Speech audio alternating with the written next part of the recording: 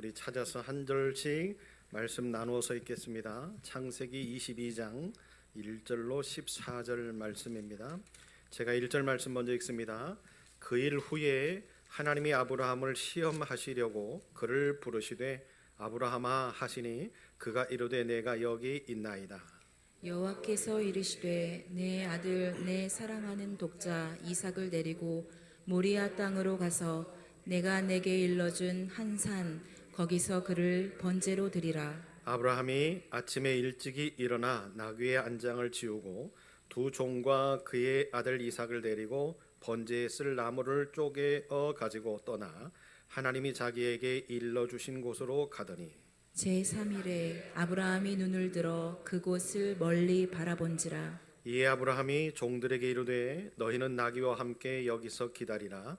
내가 아이와 함께 저기 가서 예배하고 우리가 너희에게로 돌아오리라 하고 아브라함이 이에 번제나무를 가져다가 그의 아들 이삭에게 지우고 자기는 불과 칼을 손에 들고 두 사람이 동행하더니 이삭이 그 아버지 아브라함에게 말하여 이르되 내 아버지여 하니 그가 이르되 내 아들아 내가 여기 있노라. 이삭이 이르되 불과 나무는 있거니와 번제할 어린 양은 어디 있나이까. 아브라함이 이르되 내 아들아 번제할 어린 양은 하나님이 자기를 위하여 친히 준비하시리라 하고 두 사람이 함께 나아가서 하나님이 그에게 일러주신 곳에 이른지라. 이에 아브라함이 그곳에 제단을 쌓고 나무를 벌려놓고 그의 아들 이삭을 결박하여 제단 나무 위에 놓고 손을 내밀어 칼을 잡고 그 아들을 잡으려 하니 여호와의 사자가 하늘에서부터 그를 불러 이르되 아브라함아 아브라함아 하시는지라. 아브라함이 이르되 내가 여기 있나이다 하매 사자가 이르시되 그 아이에게 내 손을 대지 말라. 그에게 아무 일도 하지 말라. 내가 내 아들 내 독자까지도 내게 아끼지 아니하였으니 내가 이제야 내가 하나님을 경외하는 줄을 아노라. 아브라함이 눈을 들어 살펴본즉 한 순양이 뒤에 있는데 뿔이 수풀에 걸려 있는지라. 아브라함이 가서 그 순양을 가져다가 아들을 대신하여 번제로 드렸더라. 아브라함이 그 땅 이름을 여호와 이레라 하였으므로 오늘날까지 사람들이 이르기를 여호와의 산에서 준비되리라 하더라. 아멘. 살아계신 하나님, 말씀 듣기를 원합니다.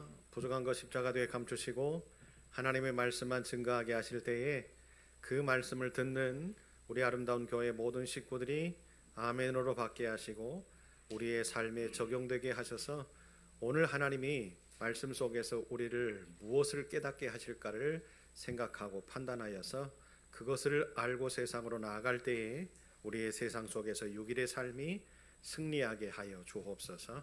어린 아이로부터 우리 노년에 이르시는 어르신들에 이르기까지 하나님의 말씀에 집중할 수 있는 한 시간 되게 하옵소서. 예수님 이름으로 기도합니다. 아멘. 부전자전이라고 하는 제목의 말씀입니다. 여러분, 오늘 말씀은 우리가 너무나 잘 아는 아브라함과 이삭의 그 이야기의 삶 중에 한 부분이죠.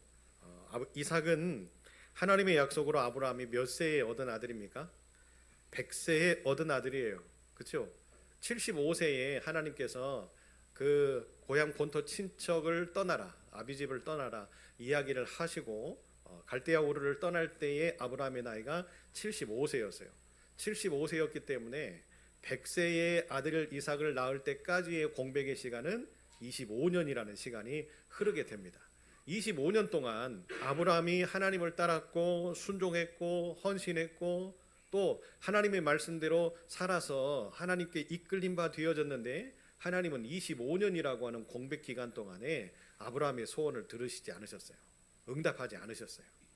그리고는 계속적으로 아브라함의 삶에 간섭하시고 개입하시고 그렇게 되어질 때 여러분, 과연 우리 같으면 하나님이 우리에게 소원을 들어주실 듯 말 듯 하면서 어떻게 하는 거예요?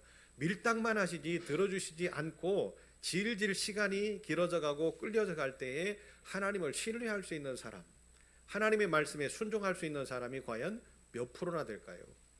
자, 1년 정도는 참을 수 있고, 아니야, 한 3년, 5년 정도는 참을 수 있지. 그런데 10년이 지나갔는데도 하나님이 아무런 응답이 없다? 그렇게 되어지면 약간의 의심들도 들지 않겠습니까? 사람이라는 것은 똑같아요. 저도 마찬가지고 여러분도 마찬가지고 아브라함은 아니었겠습니까? 그런데 신기하고 놀라운 사실은 하나님이 25년 동안 꿈쩍 안 하시고 하나님이 약속하셨던, 그러죠? 아브라함과 언약했던 그 언약의 약속이 뭡니까? 네 태를 통해서 네 자손이 하늘의 별과 같이 많게 될 것이고 바닷가의 모래알과 같이, 그죠? 수많은 백성들을 이루고 민족을 만드시겠다라고 하셨던 그 약속이 하나님의 입에서 아브라함에게 전달이 되어졌었잖아요. 그런데 25년 동안 묵묵부답이다. 이 하나님을 따라가야 됩니까? 이 하나님을 쫓아가야 됩니까? 이 하나님이 말씀하시는 그 말씀에 순종해야 됩니까? 힘든 일이죠.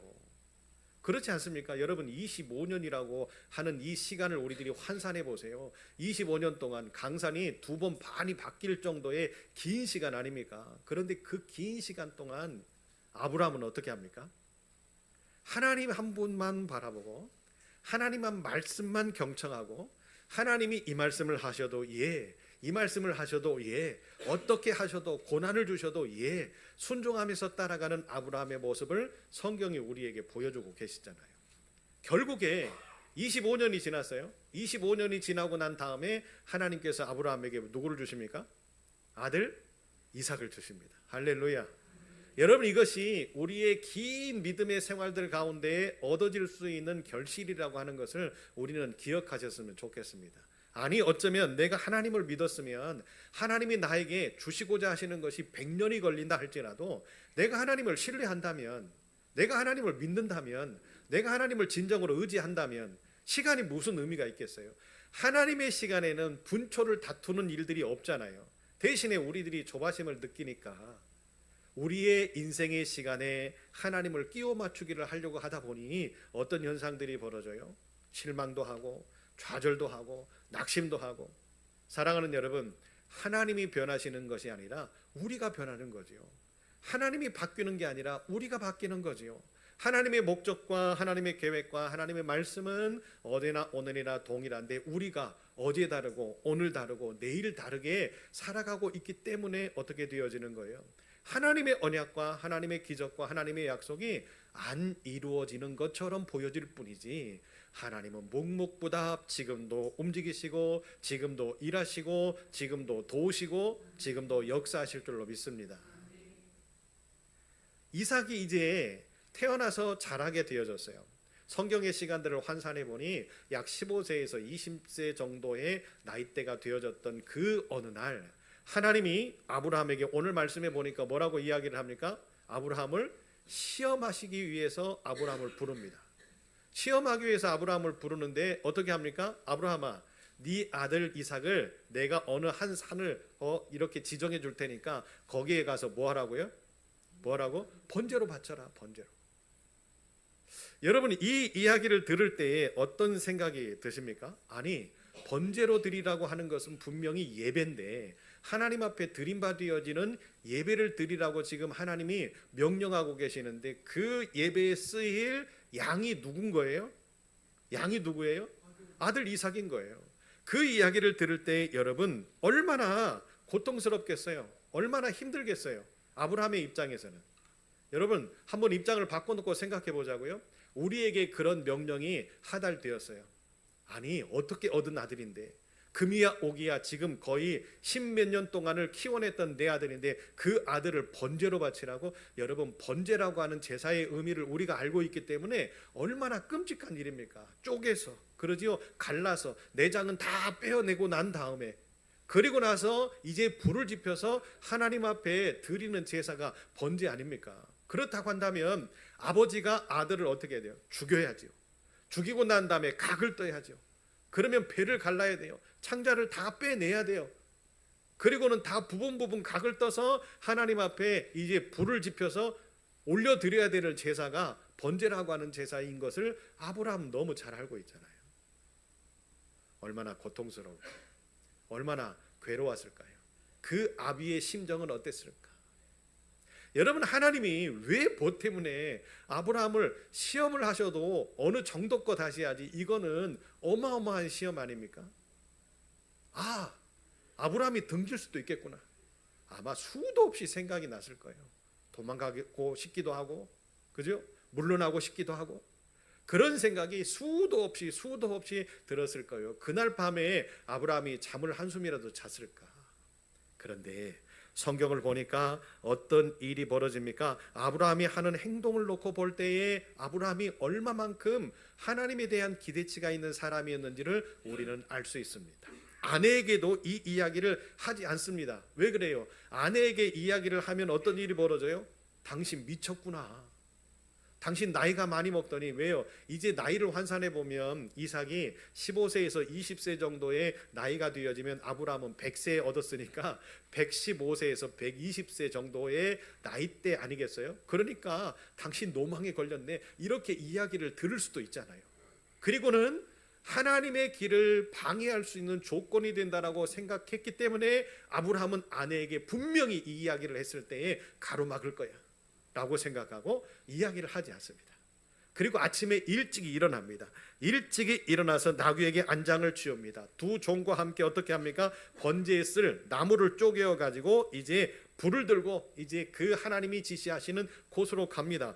그 곳으로 걸어나가는 걸음이 며칠째입니까? 3일째예요. 3일째.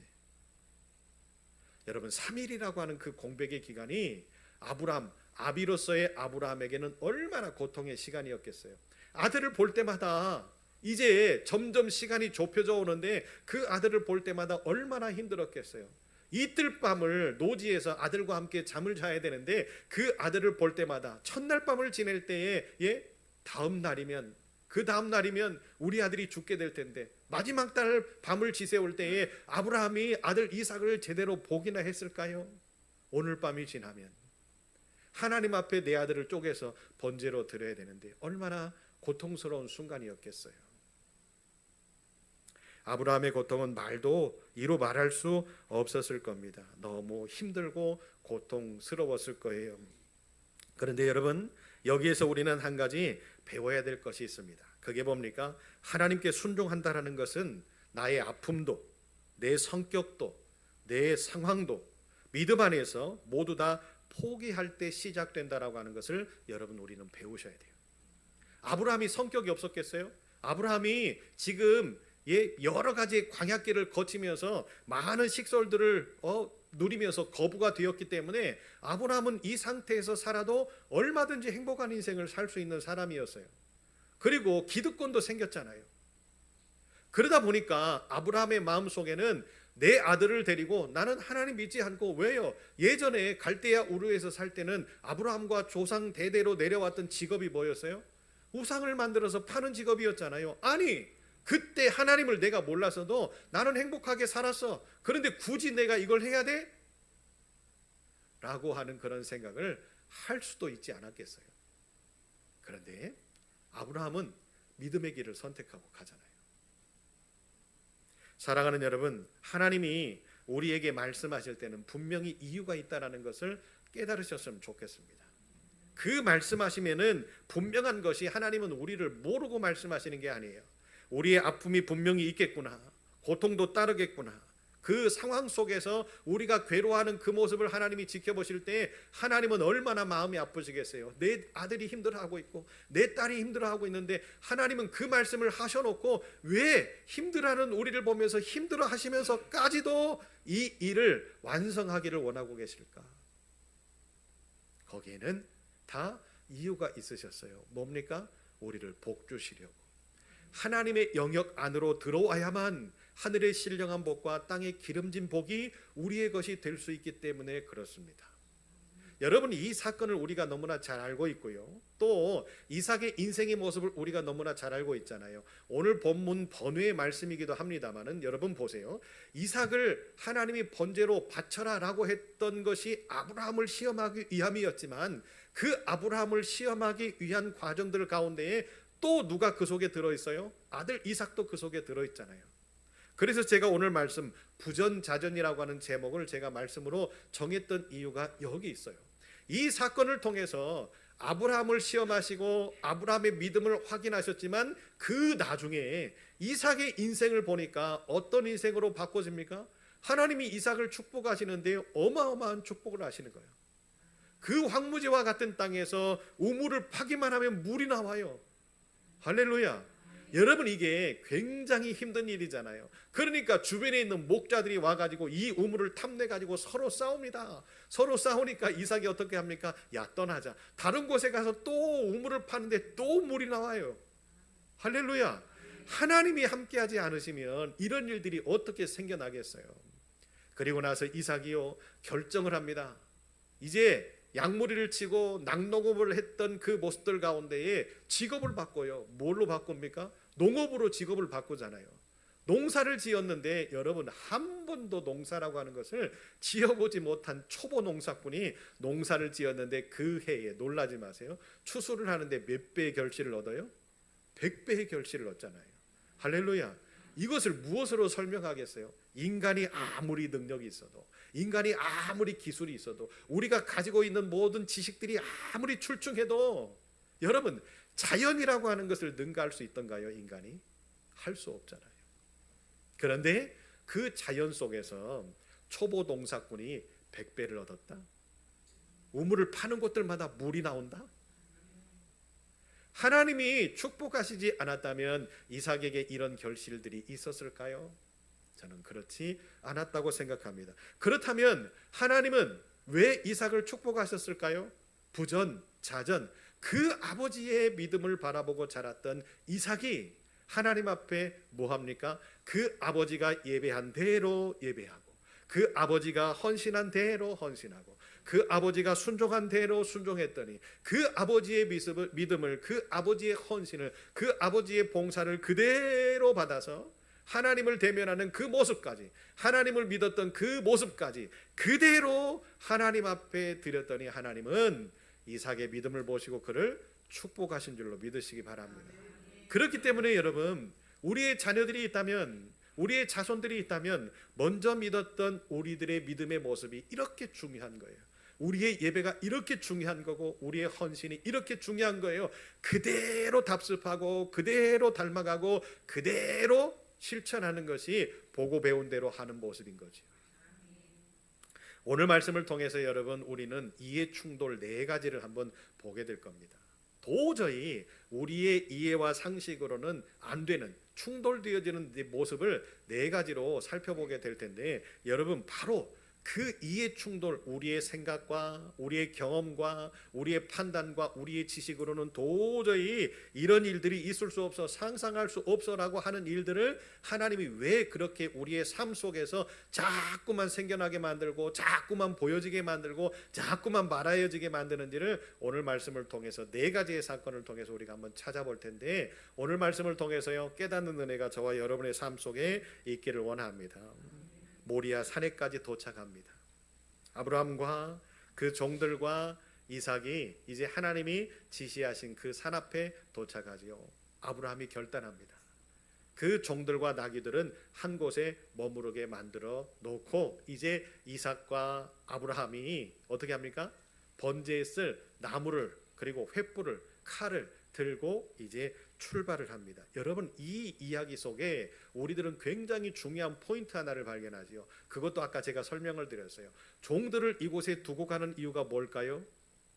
이 이야기를 아내에게도 이야기를 하지 않았던 이유와 똑같습니다. 종들을 데리고 그곳으로 갈 때 이 종들이 아브라함을 얼마나 존경합니까? 그동안에 아브라함이 했던 모습과 그의 삶을 볼 때에 얼마나 아브라함을 사랑할까요? 그런데 존경했던 사람이, 그렇게 사랑을 했던 사람이 아들을 죽인다? 죽이고 번제로 바친다? 여러분, 이 사건은 어마어마한 사건이 될 수 있잖아요. 그러죠? 그러다 보면 그 찰나에 이 종들을 통해서 안 됩니다. 주인님, 어떻게 얻은 아들인데 이 아들을 바칩니까? 아니, 그 하나님은 도대체 주신 하나님이 왜 이렇게 걷어가시는지, 하나님에 대한 능멸, 또 하나님에 대한 거부, 이런 것들이 그 속에 생겨날 수도 있잖아요. 그리고 아브라함의 길을 가로막을 수 있는 저의 요인이 생겨날 수도 있잖아요. 여기서 우리는 아브라함의 믿음을 볼 수 있어요. 왜요? 여러분, 하나님이 우리에게 지시하시는 모든 이야기가 다 우리에게 달콤한 보너스는 아니라는 거지요. 힘듦의 길도 있고 고난의 길도 있고 아픔의 길도 있다라는 것을 오늘 우리는 이 말씀을 통해서 깨달아야 돼요. 그런데 그 힘듦의 모습이나 아픔의 모습이나 괴로움의 모습을 내가 믿음으로 견디고 이겨낼 때에 하나님은 승리를 주시지, 누구를 통해서 어떤 사람과 왜 그래요?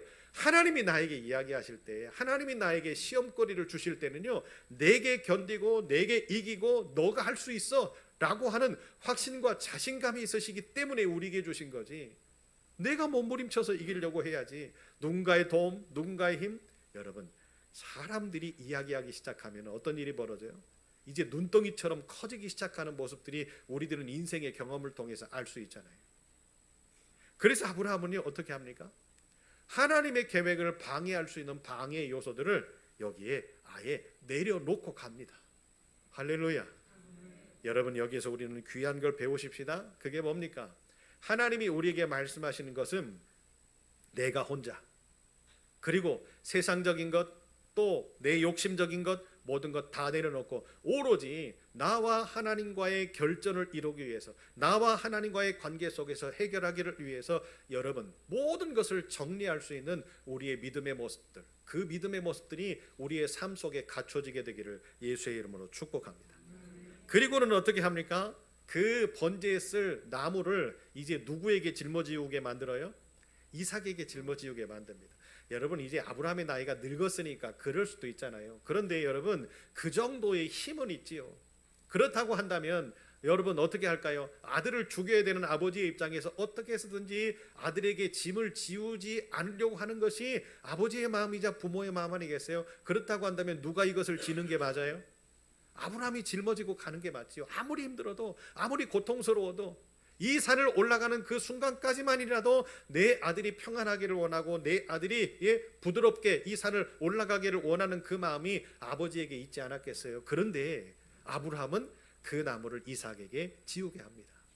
그리고 자기는 이제 이 번제에 쓸 횃불과 칼을 들고 아들과 함께 걸어가기 시작하지요.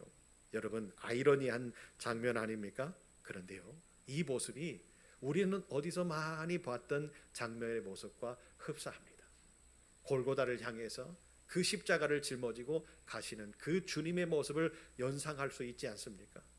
하나님이 분명히 이 모진 고통을 예수님께 주실 때는 누군가 대신 이 십자가만큼이라도 무거운 짐을 좀 누군가가 대신해서, 물론 나중에 요셉이 그 십자가를 짊어지고 갔지만, 그렇게 고통 중에 아픔 중에 매를 맞고 채찍을 맞고 힘들어서 쓰러지고 넘어지고 자빠지는 그 모든 상황을 지켜보시는 아버지의 모습이 얼마나 아프셨을까? 누군가에게 좀 대신 짊어지고 가라고 좀 하시지. 그런데 하나님의 계획은 뭐예요? 너에게 준 사명은 끝까지 완수하라. 누가? 네가. 이것이 하나님의 마음이야. 너에게 준 사명은, 하나님이 너에게 준 시련은, 이 고난은 누가 해결하라? 네가 끝까지 해결하라. 그래서 여러분, 아브라함의 믿음을 보시는 거예요. 진짜 하나님을 믿는지, 진짜 하나님을 믿지 않는지. 여러분, 그런데요, 그 아버지의 그 아들입니다. 상황이 이런 상황이 되었는데도 불구하고 이삭은 아버지에게 하나도 묻지 않습니다. 아버지, 내가 왜 이걸 짊어지고 가야 되지요? 아버지, 이것은 무엇에 어떻게 하려고 하는 그런 모습이 하나도 나타나지 않지요. 그런데 여러분, 여기에서 이삭에게도 이상한 모습들을 볼 수 있잖아요. 평상시 아버지와 두런두런 대화했을 거예요. 아버지와 평상시에 아름다운 모습으로, 행복한 모습으로 살았을 거예요. 그런데 3일 길을 걸어올 때의 아버지의 모습은 예전의 아버지의 모습과 다르다라고 하는 것을 이삭이 느꼈을 거예요. 이게 뭐지? 우리 아버지가 왜 그러지? 왜 바뀌셨지? 아, 뭔가 뜻이 있겠구나. 이게 하나님의 일이라고 하는 것을, 하나님의 말씀에 순종하고 가라고 하는 그 사실을 이삭은 알고 있었기 때문에, 아, 하나님이 뭔가를 지시하셨겠지? 아멘. 그 아버지의 그 아들이었어요. 여러분, 얼마나 이해적으로 충돌되어지는 장면입니까? 아브라함이 하나님의 말씀을 들을 때 묻지도 않고 따지지도 않고 순종하고 가잖아요. 아버지가 이삭에게, 이삭아 이것 좀 짊어지고 가자라고 이야기할 때 그 아들 이삭도 아버지에게 묻지도 않고 따지지도 않고 순종하고 가잖아요. 부전 자전이에요.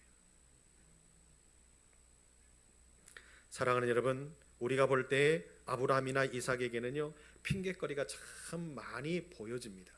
하나님 조금만 시간을 더요. 아니면 지금 바쁜 일이 있어서요. 지금 뭐 우리 그 식솔들이 많아가지고 단돌이 좀 하고요. 핑계거리가 많이 있잖아요. 그런데 아브라함은 핑계대지 않았어요. 이삭도 아버지가 이야기를 할 때 핑계거리가 많잖아요. 아버지 저기 종들 2명 그대로 있는데 불러다가 좀 짊어지고 가게끔 하지요. 굳이 이거를 제가 짊어지고 가야 됩니까? 또 아버지의 모습을 보니까 불 하나 들고 칼 하나 들고 가잖아요. 아버지 반반씩 나눠서 이거 좀 짊어지고 가면 안 됩니까? 이렇게 할 수 있는 핑계거리가 많잖아요.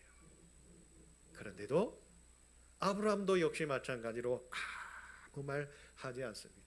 이삭도 역시 마찬가지로 아무 말 하지 않습니다. 사랑하는 여러분, 하나님이 우리의 삶 속에서 뭘 보기를 원하실까요? 어떤 것을 보기를 원하실까요? 하나님의 일을 할 때, 하나님이 우리에게 맡기신 사명들을 감당하게 하실 때 우리의 능력치를 보고 싶으실까요? 우리의 지식을 보고 싶으실까요? 우리의 경험치를 보고 싶어 하실까요? 그러려면 여러분, 우리 아름다운 교회에 경험치 많고 능력치 많고 뭔가 할 수 있는 가능성이 많은, 기술력이 많은 사람들을 확 하나님이 불어 넣으셔가지고 이곳에 와서 모든 사역들을 감당하게 하실 거예요. 그런데 왜 하나님이 우리들을 이렇게 공동체로 모이게 하셔서 이곳에서 지지고 볶고 열심을 다해서 하나님의 교회를 섬기고 왜 하나님의 교회를 바르게 세워나가게 하실까? 뭘 보고 싶으셨어요? 어떤 말씀을 해도, 어떤 지시를 해도 하나님의 뜻과 하나님의 계획이라고 한다면 묵묵부답, 내가 고통당해도, 내가 아픔 당해도, 내가 괴로움을 당해도 누군가에게 말하지 않고 피력하지 않고 내세우지 않고 드러내지 않고 오로지 하나님과의 나와의 관계 속에서 하나님께 그 일들을 감당하려고 몸부림칠 때에 하나님은 분명히 우리와 함께 하시고, 아멘. 우리는 이 사건을 너무 잘 알잖아요. 하나님이 함께 하셨다는 걸 우리는 너무나 잘 알잖아요. 안다면 어떻게 해야 됩니까? 실천할 수 있는 저와 여러분 되셨으면 좋겠습니다. 두 번째 이해 충돌의 사건이 등장하지요. 이삭이 나무를 쥐고 산에 오르다가 하도 이상하니까 아버지에게 한 가지를 물어요. 뭘 묻습니까? 불과 나무는 있는데 아버지, 번제할 어린 양은 어디 있습니까? 양이 안 보이네요. 그 이야기를 들을 때 아브라함의 마음은 어땠을까요? 아마 찢어질 듯이 아프고 힘들었을 거예요. 바로 너야. 이렇게 이야기하고 싶은데 그렇게 이야기할 수가 없잖아요. 그때 아브라함의 표현을 한번 보세요. 내 아들아, 번제할 어린 양은 하나님이 자기를 위하여, 아멘. 하나님이 하나님을 위하여 친히 준비했을 거야. 여러분, 여기서 우리는 놀라운 사실 하나를 발견해야 됩니다. 힘들고 어려운 상황 가운데 아브라함이 하나님 앞에 믿음을 가지고 고백했더니 그 고백을 우리 하나님이 듣고 계셨잖아요.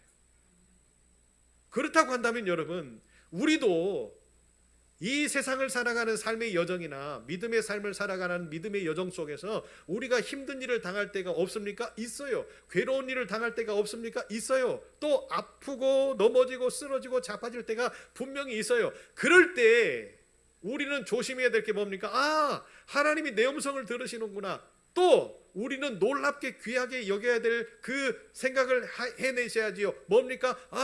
하나님이 내 음성을 들으시는구나. 그렇다고 한다면 여러분, 부정적인 언어보다 어떤 언어? 긍정적인 언어로, 괴롭고 힘들고 아프지만 우리는 어떻게 하는 거예요? 하나님 앞에 고백하고 선포하는 언어를 가지고 하나님 앞에 이야기를 해야 되지 않겠습니까? 왜요? 하나님이 들으시잖아요. 아브라함이 얼마나 힘들었겠어요? 아브라함이 얼마나 고통스럽겠어요? 그런데도 불구하고 아브라함은 믿음으로 하나님 앞에 이야기하고 고백하잖아요. 내 아들아, 지금 이삭에게 하는 이야기처럼 들려지지만 결국에 아브라함은 믿음과 확신을 가지고 하나님이 자기를 위하여, 할렐루야, 준비하셨다. 이삭은 아버지가 하는 그 말을 듣고 다시 말이 없습니다. 아버지가 이렇게 말씀하실 때는 뭔가 응답이 있으셨겠지. 아버지와 하나님과의 모든 관계가 그랬듯이. 그 아버지 아브라함답지 않습니까? 그 아들 이삭답지 않습니까? 아버지가 질문하고 대답해 주니까 어떻게 합니까? 순종하고 따라가는 그 아들 이삭과 아버지의 모습. 저와 하나님과의 관계가 이래야 될 줄로 믿고 우리와 하나님과의 관계가 이렇게 되어져야 될 줄로 믿습니다.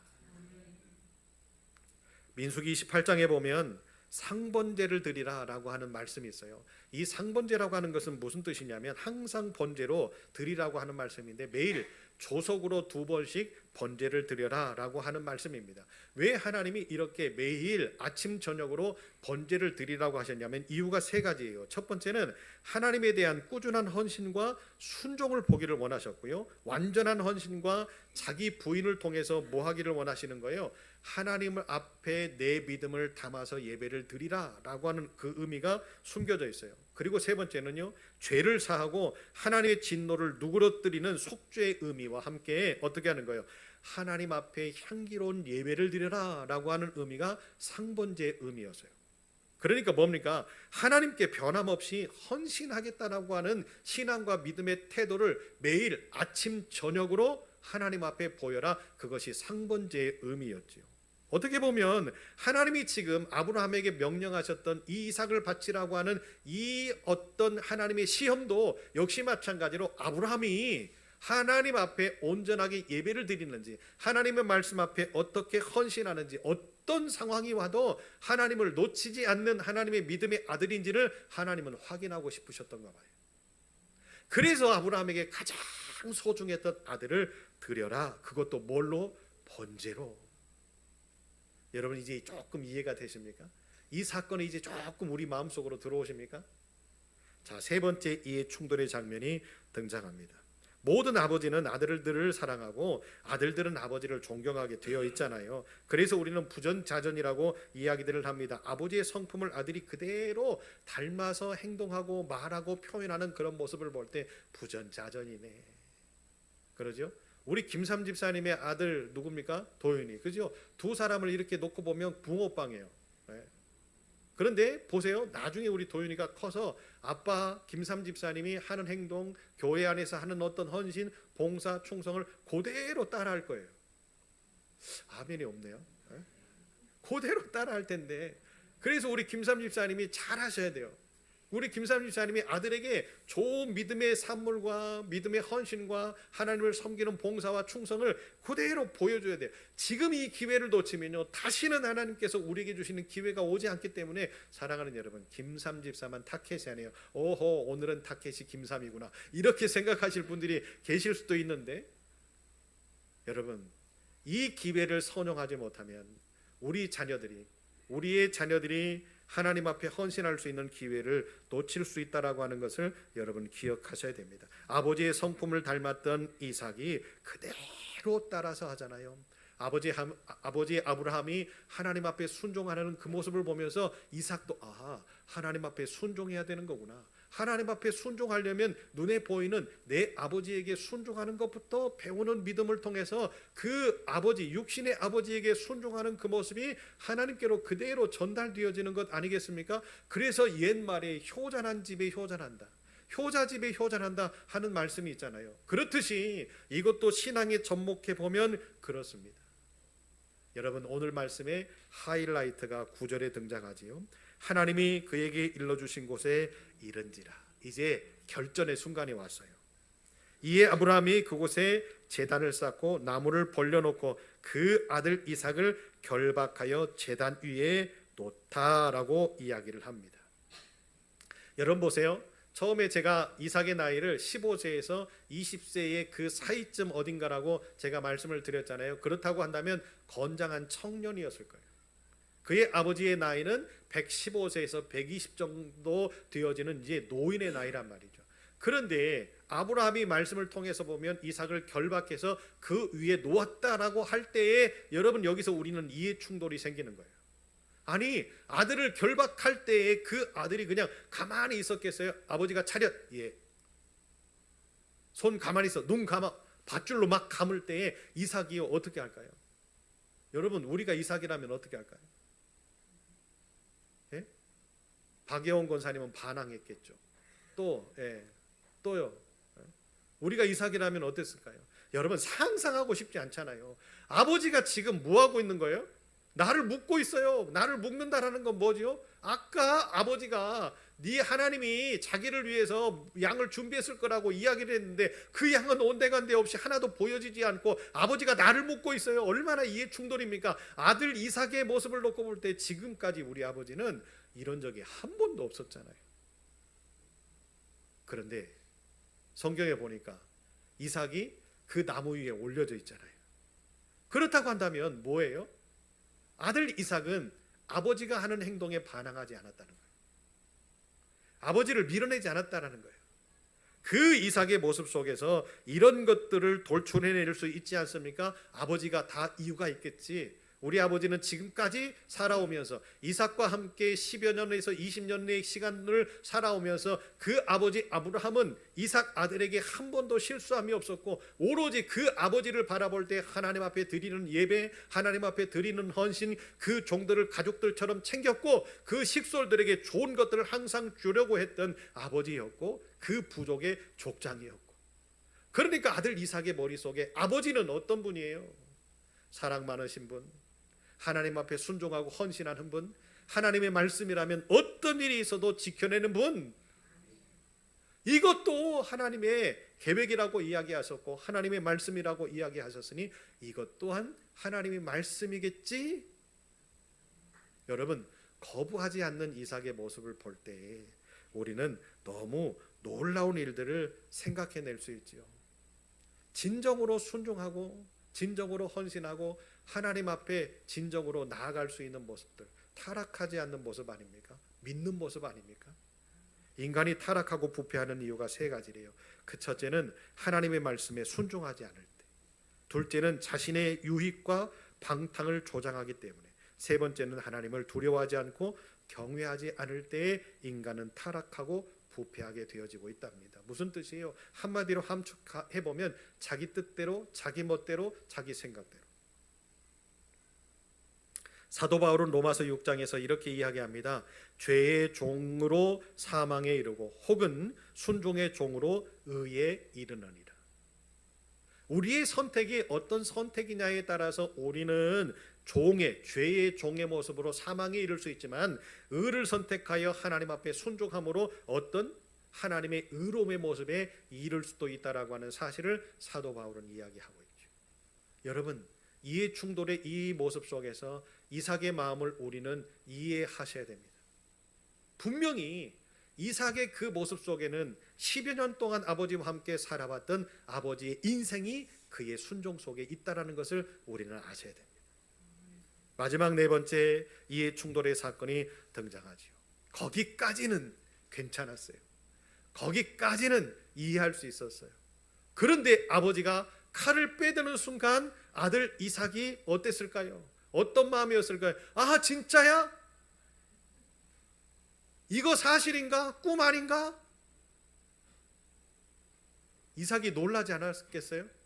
놀라지 않을 수가 없죠. 아버지가 지금 자기를 죽이려고 결박할 때까지는 하나님의 뜻이 있겠지, 하나님의 계획이 있겠지. 그런데 아버지가 칼을 뽑아드는 순간 내리치면 내가 죽는데 하나님의 뜻이고 뭐고 이거는 상관없는 일이 될 수 있잖아요. 그 순간 이삭의 마음속에는 여러 가지가 교차될 수 있었을 거예요. 분노, 진노, 또 순종, 뭐 이런 것들도 있었을 거예요. 그런데 이삭의 마음과 동일하게 급하게 안타까운 마음을 가진 분이 한 분 계셨습니다. 네. 여러분, 가장 급한 사람이, 가장 목마른 사람이 물도 먼저 먹는다 하잖아요. 그죠? 네. 지금 이 상황에서 가장 급한 분이 한 분 계셨어요. 가장 급한 분이 말할 수밖에 없는 상황에 놓여 있잖아요. 아니, 저놈이 진짜로 칼을 들어 아들을 죽이려고 한다고? 하나님이 시험을 하셔놓고는 지금 뭐 하신 거예요? 하나님이 급하신 거지요. 급하시니까 하나님이 뭐 하신 거예요? 말씀하시는 거지요. 여호와의 사자가 하늘에서부터 그를 불러 이르시되 아브라함아, 아브라함아. 하나님이 이렇게 두 번씩 부른다라는 것은 굉장히 급하셨다는 거예요. 아브라함아. 아브라함이 이르시되 내가 여기 있나이다. 사자가 이르되 그 아이에게 내 손을 대지 말라. 그에게 아무 일도 하지 말라. 내가 내 아들 내 독자까지도 내게 아끼지 아니하였으니 이 내가 이제야 내가 하나님을 경외하는 줄을 아노라. 참 나쁜 하나님, 이렇게 이야기할 수 있잖아요. 아니 다른 방법으로 해도 얼마든지 할 수 있는 일을. 그런데 보세요, 25년 동안 꿈쩍하지 않았는데도 아브라함이 하나님을 인정하고 따라가잖아요. 그런데 결과물이 생겼을 때에 과연 아브라함이 그래도 거의 15년에서 20년의 시간이 흐르고 난 다음에 하나님이 왜 이 시험을 하실까를 우리는 주목해 보셔야 돼요. 사랑하는 여러분, 믿음의 사람들이요, 변질되어지는 때가 어느 때인 줄 아십니까? 내가 무언가 이루었다라고 생각할 때, 내가 지금 무언가 잘 되고 있다라고 생각할 때, 내가 지금 무언가를 해서 이 정도 되어졌어라고 생각하고 인식할 때에 믿음의 사람들이 변질되고 타락된다고 합니다. 왜요? 더 이상 하나님 필요 없어, 괜찮아, 하나님 없어도 나 이만큼 됐으니까 괜찮아 라고 생각할 때라고 합니다.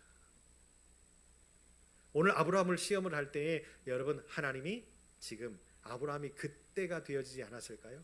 아들도 얻었겠다, 후사도 얻었겠다, 재산도 많아졌겠다, 권력도 얻었겠다, 이 정도면 됐지? 라고 생각할 때 저놈이 진짜 나를 믿을까? 아직도 나를 믿을까?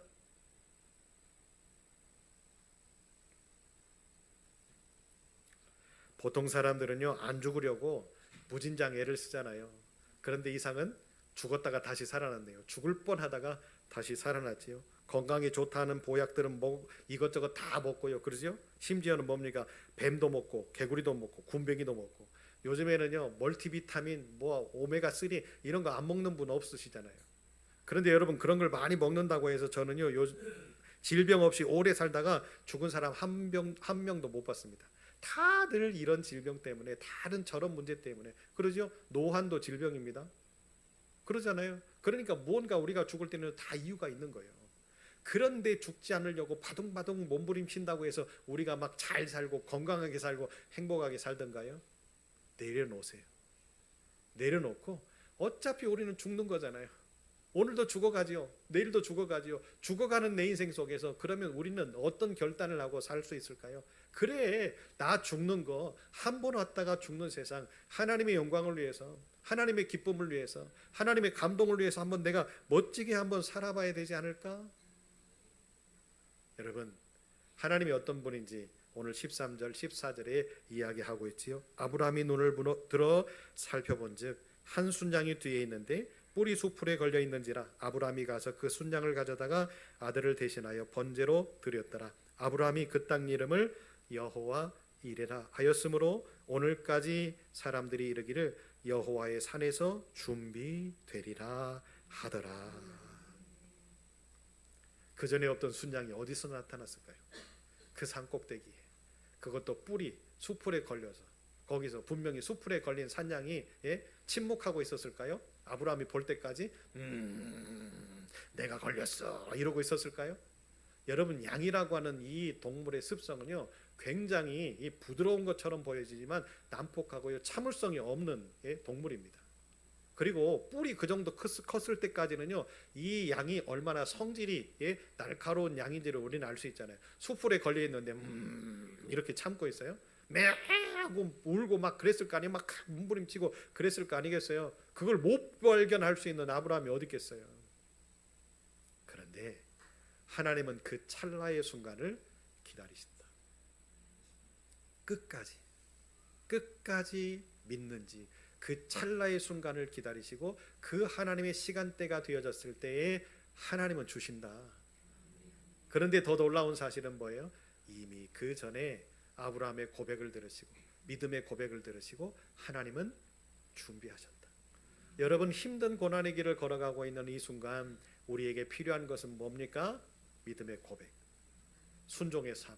하나님은 그것을 보시고 다 준비해 놓고 그 산 꼭대기에서 기다리고 계신다. 우리 아름다운 교회 모든 믿음의 식구들에게 하나님은 오늘 말씀을 통해서 뭘 깨닫기를 원하실까요? 부전, 자전. 아버지 하나님이 그러니 너희도, 자녀인 너희도 하나님을 닮아가는 것이 옳다. 할렐루야. 그런 믿음을 가지고 오늘 이 이야기를 듣고 깨닫는 것이 많았으면 좋겠습니다. 이 이야기를 듣고 우리 마음속에 다짐하는 것이 많았으면 좋겠습니다. 이 이야기를 듣고 우리의 언어가 바뀌고 우리의 삶이 바뀌고 우리의 생각들이 바꿔지는 은혜가 많았으면 좋겠습니다. 그래서 우리 아름다운 교회가 그 산 꼭대기에서 하나님 앞에 인정받는 아브라함과 이삭처럼 그들의 인생이 펼쳐지고 그들의 미래가 아름답고 그들을 축복하셨던 하나님의 그 축복이 저와 여러분의 것이 될 수 있는 멋진 하루가 되시기를 예수의 이름으로 축복합니다. 하나님, 우리의 고난, 우리의 아픔, 우리의 시련 속에 넘어지지 말게 하시고 결단하며 하나님을 고백하게 하시고 선포하게 하실 때에 그것까지도 들으시고 준비하시고 응답하시는 하나님이 지금부터 아름다운 교회와 아름다운 교회 모든 믿음의 공동체가 살아나가는 삶의 행보 가운데에 여호와 이레의 하나님을 경험할 수 있게 축복하옵소서. 예수님 이름으로 기도합니다.